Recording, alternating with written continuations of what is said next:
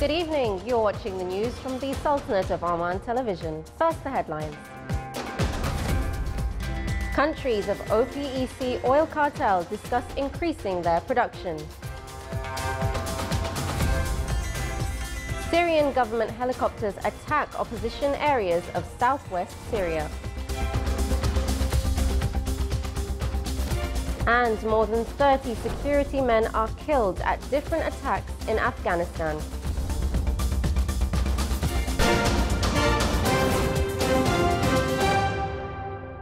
Those were the headlines, and now for the news in detail.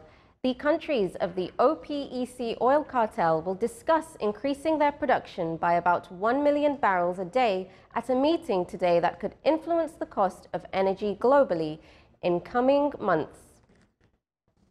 The group's largest producer, Saudi Arabia, is seen to be open to higher production, but Iran has been hesitant as US sanctions are hindering its ability to export. Saudi Oil Minister Khalid Al-Faleh said today that an OPEC committee ahead of the official meeting had agreed to recommend releasing the equivalent of 1 million barrels or thereabouts to the market. While Iran has voiced skepticism in recent days about the prospect of a production increase, on Friday it sounded more flexible on the idea. Its oil minister Bijan Zangane told reporters that he thinks $70 per barrel would be a very good oil price. The international benchmark Brent was at $74.19 a barrel today. Syrian government helicopters attack opposition areas of the southwest today for the first time in a year, a war monitor and a rebel said, escalating an assault that has so far included artillery but only limited use of air power.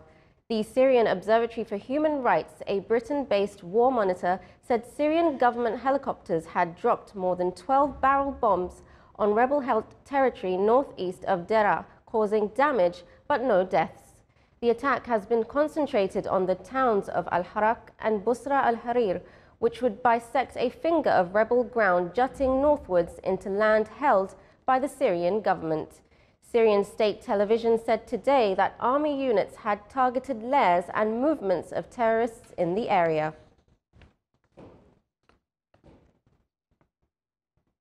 After pro-government forces seized Hodeidah airport from them on Wednesday, Yemeni forces with support of Arab-led coalition advanced towards Hodeidah port. Pro-government forces announced the capture of Hodeidah airport on Wednesday morning, a day after breaking through the perimeter fence. The United Nations has described Yemen as the world's gravest humanitarian crisis and warned any attack on Hodeidah port could cripple aid shipments. The Yemeni government and its allies have instead insisted that the Ansar Allah group must fully withdraw from Hodeidah and turn over the port to UN supervision. The rebels have so far agreed only to share control of the port with the United Nations.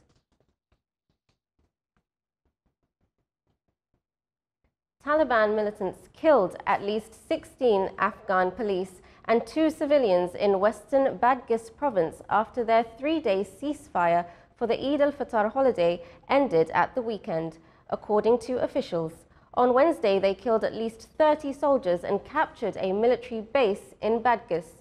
A senior security official in Kabul said the Taliban were fighting to capture 8 checkpoints in Badghis. Today, they gained control over 2 checkpoints and ambushed arriving reinforcements. The governor of the Abkamari district said 16 police were killed.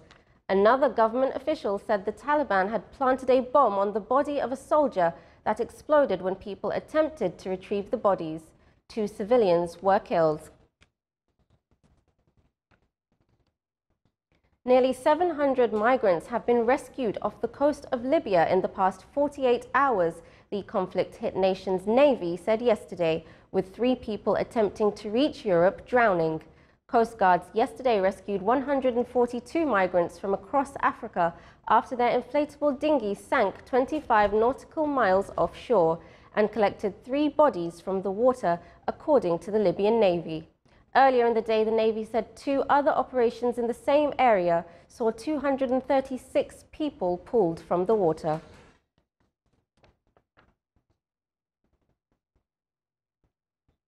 The Greek government today said the country was turning a page after Eurozone ministers declared its crisis over as they granted Athens debt relief under a bailout exit strategy.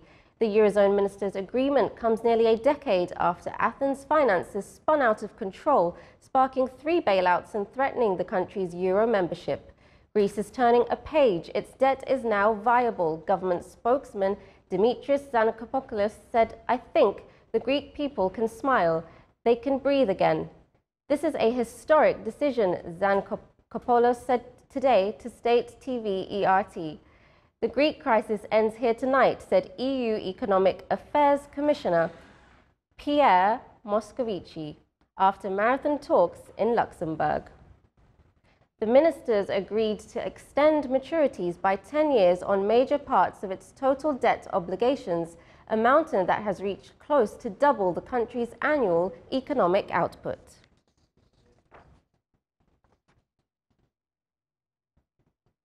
The Sudanese government said today that a new round of talks between South Sudan's President Salva Kiir and rebel leader Riek Machar will take place next week in the Sudanese capital.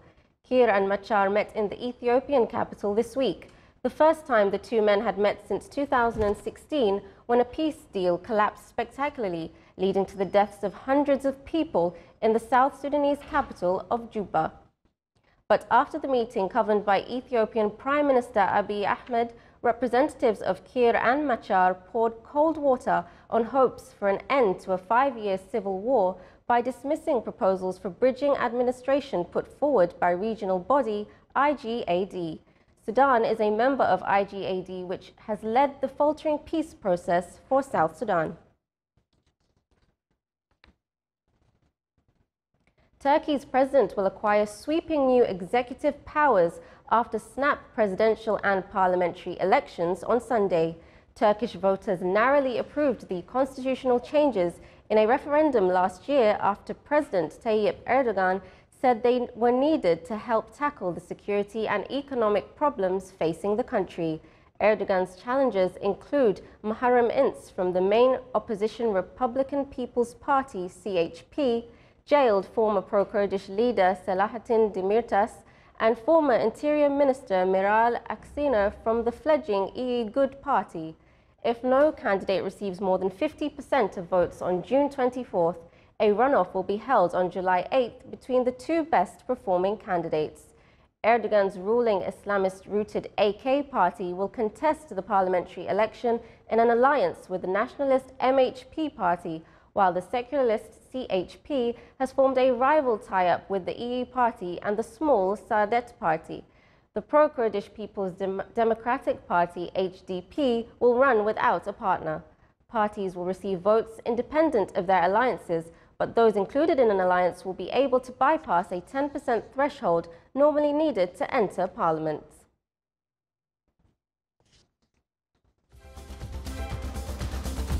Still to come in our news bulletin. Al Khubayb Castle, considered as one of the historical Omani landmarks in the Niyaba of Samad al-Shan.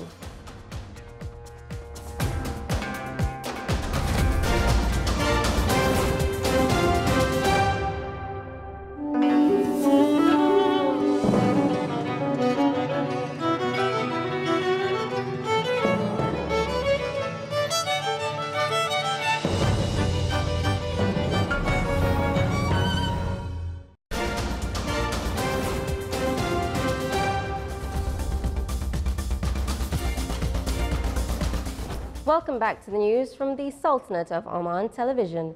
Oman's crude oil price increased today by 45 cents as to reach $71 and 79 cents per barrel. Oman crude oil price average July delivery amounted to $74 and 41 cents, increasing by $6 and 10 cents compared to its price for June delivery. Old castles and houses in various wilayas of the Sultanate are landmarks that embody the deep-rooted history of Oman. Al Khubayb House in the Niyaba of Samad al-Shan in the wilaya of Mudaybi is one of these important historical landmarks. It was built by Sheikh Saeed bin Khalfan al-Busaidi. It is located on a mountainous hill and surrounded by date palm plantations. It is an ideal example of Omani ancient architecture.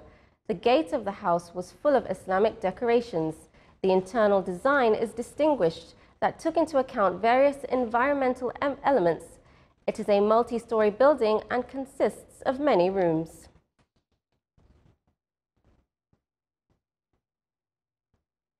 The mountains of the Wilaya of Reyhout in the Governorate of Dhofar is furnished with a natural green mat these days.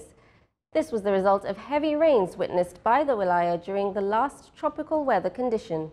This also coincides with the start of Kharif season in the Governorate of Dhofar, which transferred the area to an eye-catching natural scene.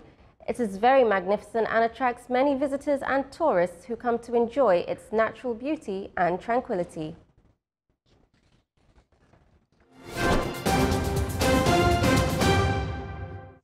And now for the general weather forecast around the Sultanate. Clear skies will prevail over the Sultanate with chances of low clouds and fog late at night and early morning over the governorates of South Sharqiya, Dhofar and Worcester. Winds will be northwesterly light to moderate. Seas will be slight with a maximum wave height of 1 meter.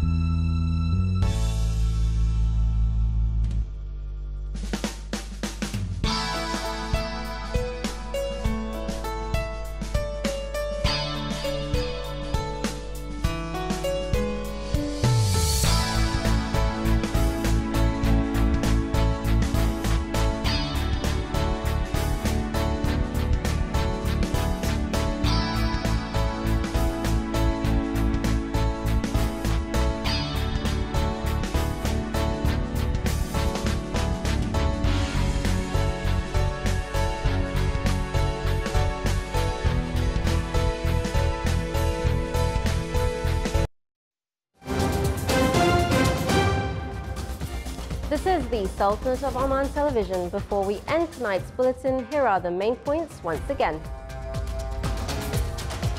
Countries of OPEC oil cartel discuss increasing their production. Syrian government helicopters attack opposition areas of southwest Syria. And more than 30 security men are killed at different attacks in Afghanistan. With that, we come to the end of tonight's news bulletin. From all of us here at the newsroom and the studios, it's good night.